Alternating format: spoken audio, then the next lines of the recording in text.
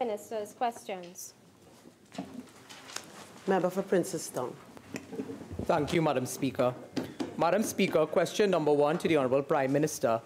In light of the invitation from the President of the United States to 5 Caribbean leaders, excluding the Prime Ministers of Trinidad and Tobago, Barbados, and St. Kitts and Nevis on Venezuela and other matters, could the Prime Minister indicate whether he has had discussions with the CARICOM chairman to voice the community's collective concern to the United States that these countries were deliberately excluded? Prime Minister.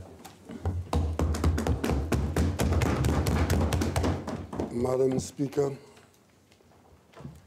I am in no position to determine that Trinidad and Tobago or anybody has been deliberately, unwittingly, accidentally, or otherwise invited to anybody's private home.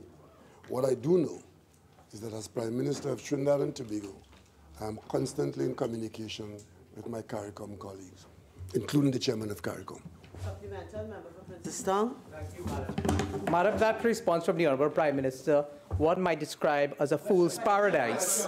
But the question is, Madam, could the Prime Minister say whether his CARICOM colleagues shares his view of so what in response to being left out of diplomatic talks with the President of the United States, seeing that Barbados, St. Kitts, and Trinidad and Tobago Prime Ministers told all and sundry that they were making tremendous progress in resolving the crisis with Venezuela? Prime Minister. Madam Speaker, I have no idea what that fulmination is about. So I don't know that I could respond to any of that. What I could say, that I am not the one to answer what my colleagues think about the issue. What I do know is what Trinidad and Tobago thinks about it. And we at CARICOM, Madam Speaker, we have a clear arrangement of a caucus, and the caucus has provided certain arrangements for responding to these issues. Member for Naparima, supplemental. Thank you, Madam Speaker. Could the Prime Minister indicate the steps taken or he plans to take to repair relations with the U.S. in the light of our exclusion from an important meeting taking place in Miami and the role of our lobbyists in this regard? Prime Minister. Madam Speaker, if it is that my colleague regards a requirement to repair relations with his neighbor, if he isn't invited to his neighbor's party, I'm afraid that's not the yardstick that Trinidad and Tobago uses. We have no relationship to repair because as far as I'm aware, that there's no tear in the relations between Trinidad and Tobago and the United States. The United States remain a friendly country, and insofar as you might have a disagreement as to the approach on Venezuela, it has nothing to do with the relationship between the people of the United States and the people of Trinidad and Tobago, notwithstanding the effort of those on the other side to create that kind of division. Supplemental, member for Princestown. Thank you, Madam Speaker. Madam Speaker, to the Honourable Prime Minister, in light of this situation, does the Prime Minister still hold to his position that Trinidad and Tobago, Barbados, and St. Kitts and Nevis have made significant progress in the Venezuela crisis while standing outside uninvited to diplomatic talks with one of the major parties in this situation? Prime Minister. Madam Speaker, for you and the benefit of the national community, Trinidad and Tobago and the countries that are called in this way are not members of the Lima Group, have not been, and the actions of the Lima Group are not applicable to our absence, Madam Speaker. If we wanted to be in that group, since the Lima Group was formed, Trinidad and Tobago and other CARICOM countries who have not become part of the Lima Group could have done so. Careful analysis will show, Madam Speaker, that the members who have been invited to the private residence of the American president are members of the Lima Group. And I don't know why that is being confused with CARICOM. There is an arrangement in CARICOM where CARICOM has put in place a certain amount of presence of leaders, and those leaders have been carrying CARICOM's business. The invitation to the president's house was not to CARICOM. It was the individual members who are members of the Lima Group. And I do not know why members of parliament in Trinidad and Tobago would want to misrepresent this situation so as to create an issue where none exists. DR is not even a member of CARICOM. The Dominican Republic is not even a member of CARICOM. And we don't go around begging for invitation, Madam Speaker, because none is necessary. The Prime Minister, all concerned that his coldness, belligerence, some may say, towards the U.S. may be the reason why we were not invited to important discussions to discuss bilateral relations between us and them. Prime Minister. Madam Speaker, I'm very happy to see that my colleague from Naparima, the dining partner of Marie Le Pen, is here today advocating that there's something to be gained by conducting foreign affairs in such a way that you don't disgrace the country. Madam Speaker? Member for Couva South. Member for Couva South. I'm being disturbed. Prime Minister. Yes, Madam Speaker. As a man who sold up the country's image for a plate of food, I don't know that the member for Naparima has any basis to be concerned about Trinidad and Tobago's position in foreign policy. By now, we should be all familiar with standing orders. We've reached 4. Member for Princess Town. Thank you, Madam Speaker. Madam Speaker, question number 2 to the Honourable Prime Minister. Could the Prime Minister inform the House whether he has had any discussions with Mr. Wilfred Espinay, Chairman of Paria Fuel Trading Company, to determine how a request for a proposal, RFP, was advertised and then retracted for the sale of the company? Prime Minister. No. Supplemental, member for Princess Town. Could the Prime Minister indicate whether he has requested a report from the line minister or Mr. Espinay into how this matter occurred? Prime Minister. Madam Speaker, as you would have observed, at the first opportunity on return to this country, I spoke to the national media and by extension the national community and clarified this matter beyond all confusion. Supplemental, member for Princess Town. Thank you, Madam Speaker. Could the Honourable Prime Minister say whether or not he continues to express full confidence in Mr. Espinay as Chairman of Paria Fueling? Prime Minister. Madam Speaker, whenever an appointment is made by the government of Trinidad and Tobago with respect to positions in the state and private sector, if it is that the government has no confidence in any appointee, the government will act appropriately. So the answer is yes. Supplemental, member for Shogunas West. Thank you, Madam Speaker. Could the Prime Minister indicate whether or not Paria Fuel Trading Company had a profit for its last year of operation? Prime Minister. Madam Speaker, I have no documentation to respond to that, and if that question is properly filed with the appropriate notice, the government would be in a position. Because I mean, Madam Speaker, I seem to remember that I seem to recall that the restructuring of Petrotrin came at December 1st last year. And it's quite surprising that a member could come to the House and ask for the first year profits when the first year hasn't even been concluded. Supplemental, member for Caroni East. Honourable Prime Minister, in light of your confidence in Mr. Wilfred Espinay, would you indicate whether government authorized him to conduct negotiations for the loan of $1.4 billion US? Prime Minister. Madam Speaker, the answer is yes. And in this House and out of this House, we have spoken on this matter of the Petrotrin debt management ad nauseam, indicating that the Ministry of Finance, in protection of the country's financial situation, had the responsibility to make sure that we do not default on that debt. When we went into the restructuring program for Petrotrin, one of the things that happened, and we said so before, to the country, to those who listen, that Petrotrin would be taking responsibility for this and relieving the Ministry of Finance. And Madam Speaker, today, if it is that Petrotrin is able to raise the finance that the Ministry of Finance was having to raise, I don't see why that so upsets my friend on the other side. Member for Couva South. Thank you, Madam Speaker. In light of the Prime Minister's public commitment prior to the closure of Petrotrin that former employees would be given priority in the rehiring process, could the Prime Minister inform this House how many former employees of Petrotrin have been employed at Heritage Petroleum Company Limited, Paria Fuel Trading Company Limited, and Guayakara as of the 22nd of March 2019? Prime Minister.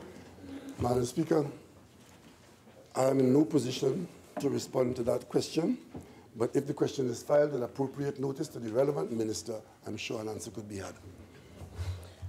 Supplemental member for Couva South. Thank you, Madam Speaker. Could the Prime Minister inform this House of whether chief executive officers have been recruited at Paria Fuel Trading Company and Guaracara? Prime Minister. Madam Speaker, I am aware that officers are running those companies, whether in the capacity of chief executive officer, chief financial officer, or otherwise. That is a matter that can be answered by the appropriate minister if the appropriate question is filed. Member for Naparima. Thank you, Madam Chair. To the Prime Minister, could the Prime Minister advise on the strategic thinking behind the closure of the High Commission in Uganda? Prime Minister. Madam Speaker, the idea behind closing the mission in Uganda is that we had observed that the role of the mission in dealing with East Africa could have been improved, but improved in such a way that it takes into account the presence of the Arab world in today's economy and our requirement to have a presence in the Middle Eastern area. So we set about to do that, Madam Speaker. And as these things are never static, as we went along that line, certain developments arose in the international community, which has caused us to be making haste slowly on that, Madam Speaker. So it was a change in policy to spread our presence not only on East Africa, but also into the Middle East. Supplemental. Making the decision, final decision. Prime Minister, is the Prime Minister aware that over 320 missions have been opened in Africa since 2010? Turkey opened 26, and India will open 18 this year. The question is, what is the world seeing in Africa that the government of Trinidad and Tobago appears to be unmindful of? The world is seeing Africa, and that is why we do have missions in Africa, Madam Speaker. We have missions in Africa. So I don't know what the Turks are seeing or what the others are seeing, but I'm sure they're seeing Africa. Supplemental member for Naparima. Is the Prime Minister also aware that the High Commission in Uganda provided ready access to 54 missions attached to countries which form part of the African Union, and which we have now lost access to? Prime Minister. Madam Speaker, that is a completely erroneous statement. We have a mission in Cape Town, we have one in Nigeria, and we have other representations. So it is completely unsound to talk about Trinidad and Tobago losing its access to the OAU. As a matter of fact, Madam Speaker, when I went to New York 2 or 3 weeks ago as part of the CARICOM delegation, one of the main delegations we met with in New York was the OAU delegation. So it is quite wrong and misleading for the member for Naparima to come here and say that we have lost access to the OAU. Supplemental member for Naparima. Is the Prime Minister aware of the size of the continent of Africa? That the mission in South Africa and the mission in Nigeria are thousands. Prime Minister, member, you've already asked the question, and I'm not going to allow that as a supplemental. Member for Naparima. I have a first class honors in geography. I could read a map. Yeah, I have a first class honors in geography. Could the Prime Minister state why refugees from Nigeria, Ghana, and Sierra Leone are treated less favorably than those from Venezuela? Prime Minister. Madam Speaker, that's a matter of opinion and a basis for mischief. Supplemental member Could the Prime Minister then indicate if and when we will have a comprehensive refugee policy that is humane, linked to our absorptive capacity, and which treat Africans and fellow CARICOM citizens equally and respectfully? Prime Minister. Madam Speaker, these situations tend to generate emotions, one kind or another, as you see here. But Trinidad and Tobago has always dealt with persons within our borders within the context of the adjectives used. Member for Couva North. Thank you, Madam Speaker. Question number 6. Could the Prime Minister inform this House what is the estimated cost for the rebuilding and refurbishment of the Red House to date? Prime Minister. Madam Speaker, when this government came into office, the program for rebuilding of the Red House was in excess of $500 million. UDCOT was tasked to restructure that arrangement, stop what was in place, and restart it. I'm pleased to announce today, Madam Speaker, that the cost of expenditure to date on the Red House is $244,098,000. The total commitment that we have for the project is $408 million, over $100 million less than it was being done for before. Supplemental member for Cooper North. Thank you, Madam Speaker. Prime Minister, can you say how soon before this project is completed? Prime Minister. Certainly wouldn't take 15 years as it was before, Madam Speaker. We are expecting that the project would be completed before the end of the year. Member for Caroni East. Prime Minister, would you have the information of who tendered for this project and who won the tender and the cost for the tenders? If you don't have it now, could you provide it? Prime Minister. Madam Speaker, that's a complex answer because it's not a question of tendering for the project. That was what they were doing. They gave $500 million project or thereabouts to one contractor. What this government did was to break up the whole Red House renovation and restoration work into packages. I think there were 17 packages which were tendered separately for various components of work. And it's in that approach that we were able to make the kinds of savings that I've just mentioned. And the project is close to being completed, and a significant amount of local contractors were involved in the project. It's a completely different approach, cost-effective and efficient. Member for Point-a-Pierre. Thank you, Madam Speaker. To the Honourable Prime Minister, given a recent report which stated that the natural gas company, NGC, told BPTT it wants less natural gas than is available to it for the rest of the year, could the Honourable Prime Minister state the reasons for this decision? Prime Minister. Madam Speaker, again, this is an ongoing business arrangement where in recent times, as different gas supplies have been coming onto the market, the upstream pricing and the downstream pricing are slightly out of sync, meaning that given the change in the market for the downstreamers, they are not in a position to support the upstream prices in some instances. And the NGC, being the aggregator, is managing its business by controlling how much it buys from the upstreamer to sell to the downstreamer, given the differences and given the price differentials. These are marketing matters which are ongoing and being addressed by those involved. Supplemental member for Point-a-Pierre. To the Honourable Prime Minister, could you state if, given the disparity in the price as it is now, that there would be a renegotiation with the downstreamers as far as an increase in their price? Prime Minister. All matters of this nature, given the nature of the business and the nature of the issue in front of the users, consumers, suppliers, aggregators, negotiations and renegotiations are in the best interest of all parties to ensure that they all stay profitable in the marketplace. Member for Point-a-Pierre. Thank you, Madam Speaker. Question number 8 to the Honourable Prime Minister. Given a Reuters report on March 12, 2019, which stated that the Trinidad Petroleum Holdings is in advanced debt restructuring talks with banks and has secured new loans of up to $1.4 billion US, could the Prime Minister state if the government of Trinidad and Tobago would be guaranteeing these loans to the state company? Prime Minister. Madam Speaker, the fact that the company that will be making this loan is owned 100% by the government of Trinidad and Tobago, Petrotrin's business, and by extension the new company's business, carries with it an implied guarantee that the government will stand in the shoes of these companies if they get into difficulty. That has not changed in the marketplace. But what I do know is that the company is in a position to negotiate these loans without the loan forming part of the portfolio of the exchequer. Supplemental member for Caroni East. Prime Minister, are you comfortable that after having spent, the state having spent $18 billion in the Petrotrin issue, are you comfortable the state having to support another area of major concern of close to $10 billion again?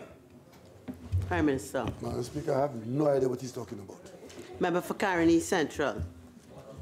Prime Minister, on this particular issue of the raising of the bond, does the fact that you had a position of the chairman, a different position of the minister, and a position by the Prime Minister which seems to leave the door open to the position of the chairman, does that make it more difficult for the company to negotiate on a standalone basis rather than have the government come in for support?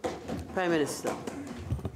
Madam Speaker, I am not seeing the devils that my colleagues on the other side are seeing. The statement of the chairman and the statement of the Prime Minister are basically saying the same thing. Madam Speaker, what I said yesterday, and I want to repeat it here, is that Paria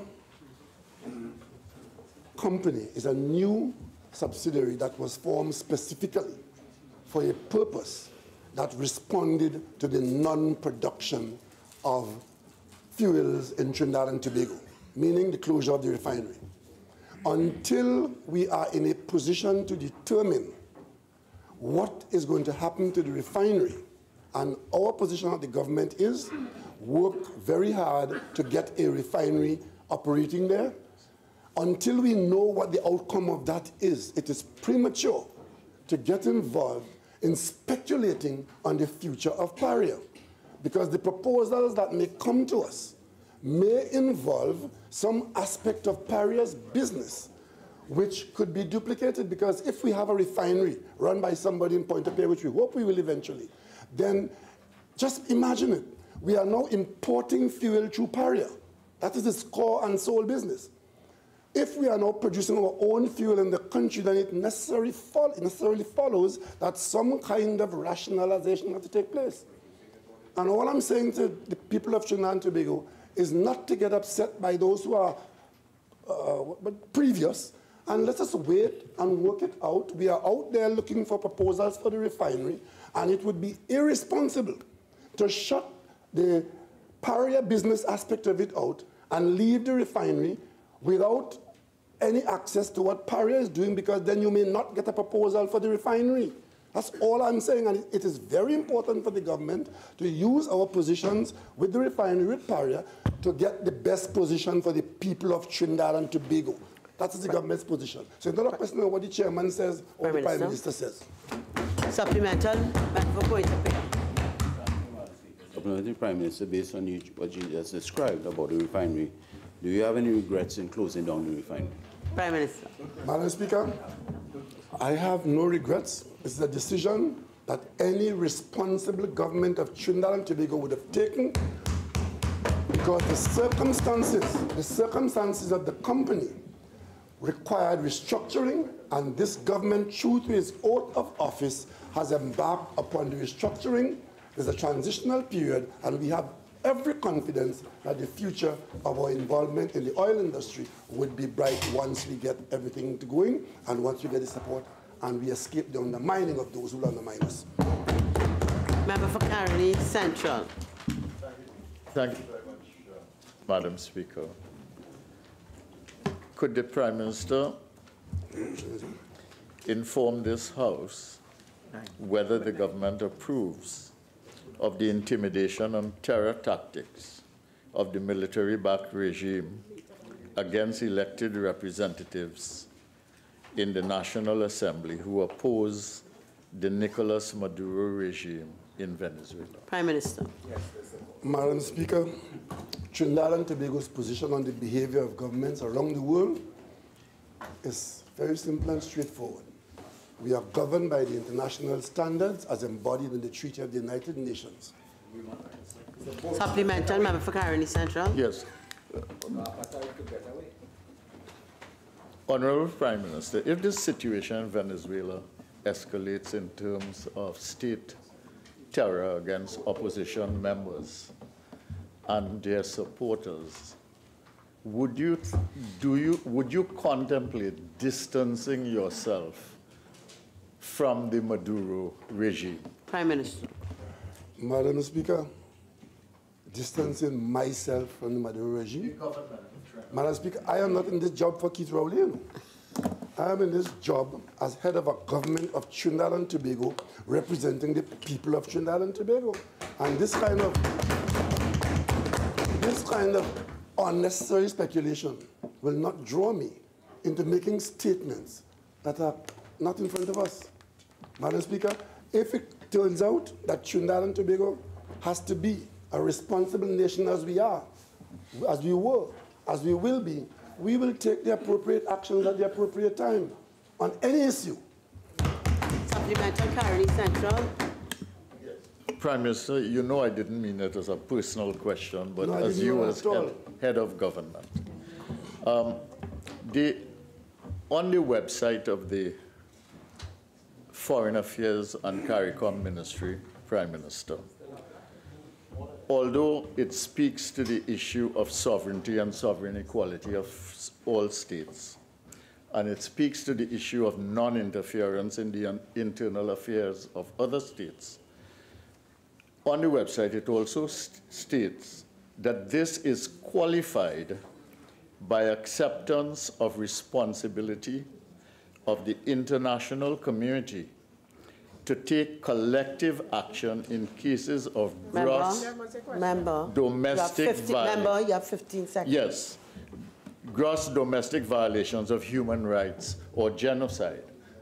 Would an escalation of this kind then prompt the Prime Minister, on behalf of his government and the people of Trinidad and Tobago, to take a stand against that regime?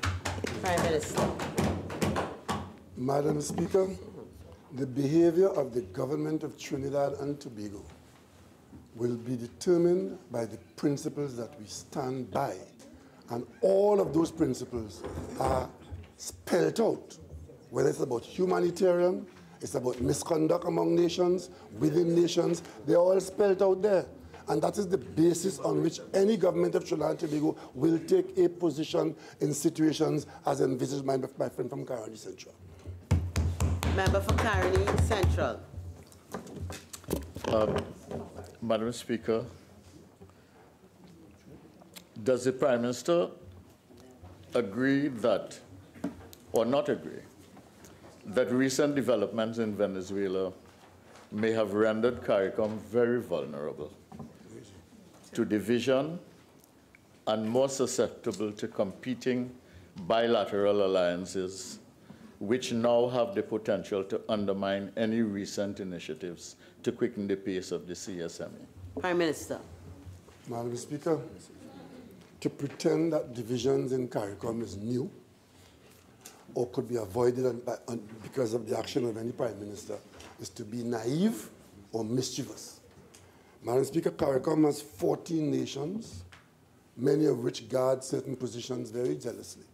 And in recent times, on this Venezuela issue of all issues, was one of the few times when CARICOM spoke with one voice, when all CARICOM members issued the CARICOM position with respect to the Venezuela situation. If, Madam Speaker, that is not to be viewed as progress, well then, we are not in a position to tell individual countries how to conduct their business. One of the things that we have been struggling with throughout, and Trinidad and Tobago has been in the forefront of always asking for CARICOM to speak with one voice. It's an objective, it's a potential, and we always work towards that. It is not always achieved, but we always travel in hope of arriving at the best destination. Member for Oruput East. Thank you very much, Madam Speaker. Question 11, yes. In light of the revelation by the Election and Boundaries Commission that the local government report for the 2019 local government elections was sent to the Minister in June 2017, could the Prime Minister indicate when this report will be laid in the House? Prime Minister. Madam Speaker, the 9th report of the EBC under the Municipal Corporations Act for the purposes of local government election was submitted on 12 June 2017 to the Minister of Local Government. Issues were raised by the Ministry of Rural Development and Local Government, which resulted in amendments being made. An updated version was submitted by the Ministry of Rural Development and Local Government to the Ministry of Rural Development and Local Government by the EBC. The report would be laid shortly in this House.